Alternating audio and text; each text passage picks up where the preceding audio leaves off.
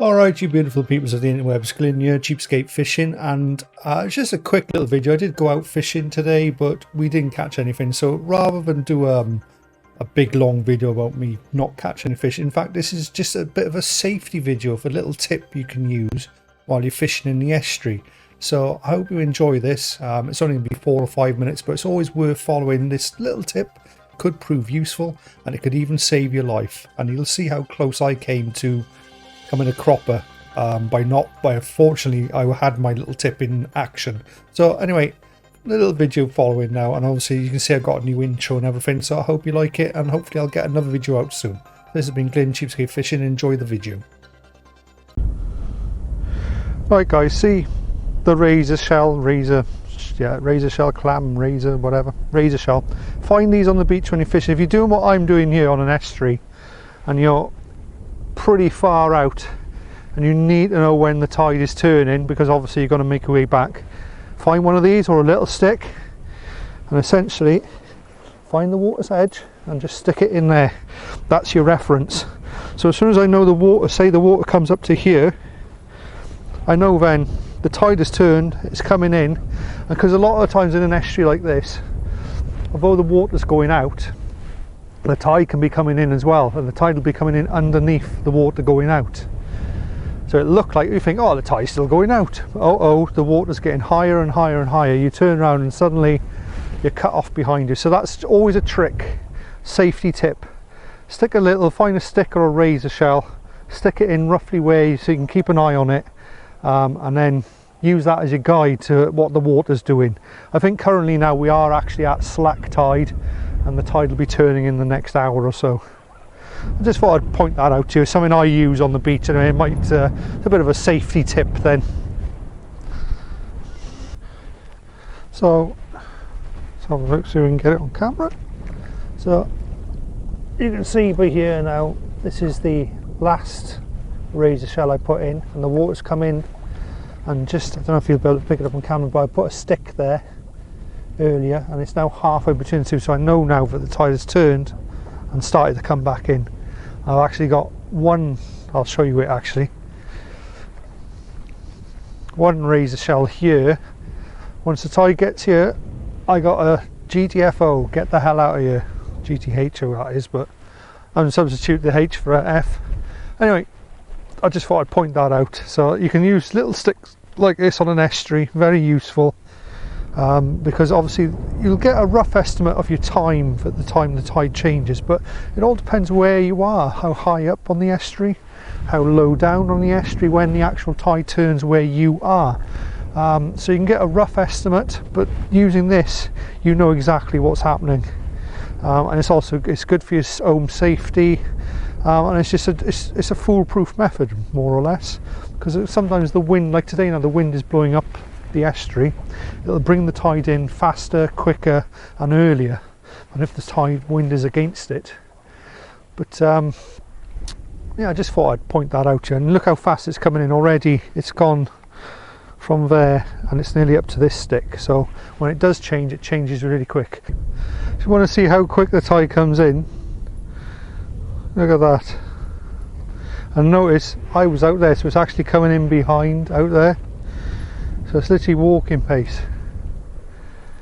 and it can go a lot faster depending. It's bonkers, isn't it? Second fastest tide in the world. A lot of people get caught out by it. Dry sand, look, that's just the tide just coming straight over. It's actually going faster now. Right, well I need to hurry up because I'm trying to get back over there and it's already cut me off. You can see in front of me here, so I might not have caught anything, but a hell of a learning lesson. Look at it flying in, yeah.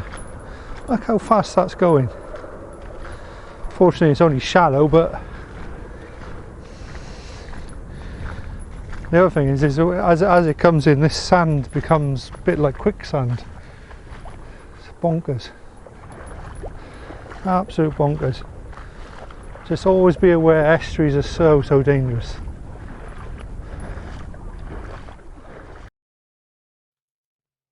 Alright guys, so I hope you enjoyed that and hope you use it as well. So before I go, I thought I'd leave you with a fish that I caught, but obviously this was from last year and it was quite a big bass that I caught last year. So just enjoy the video as I play out, and we'll see you on the next one.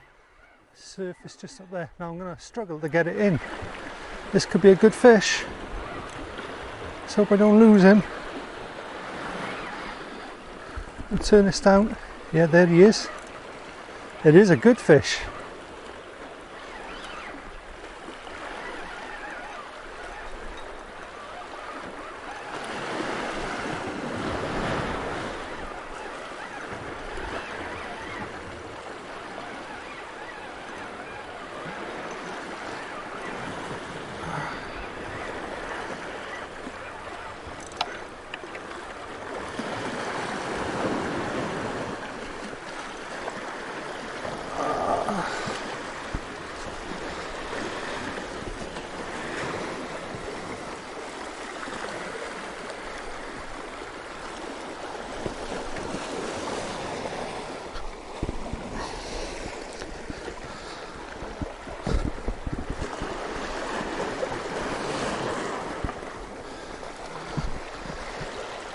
Oh, come on.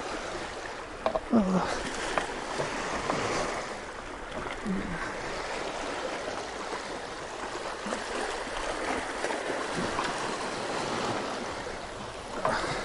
Yes!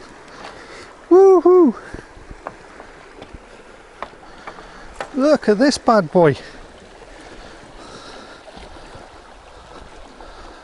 Oh, he's going to be close to 60 centimetres. Let's measure. Geez, it was hard work. This is what we come down here for.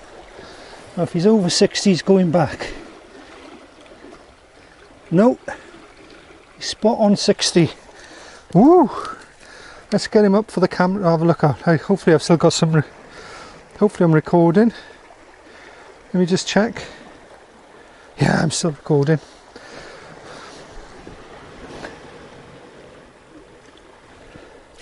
Look through the side of the lip there, just under the chinlet. There we go.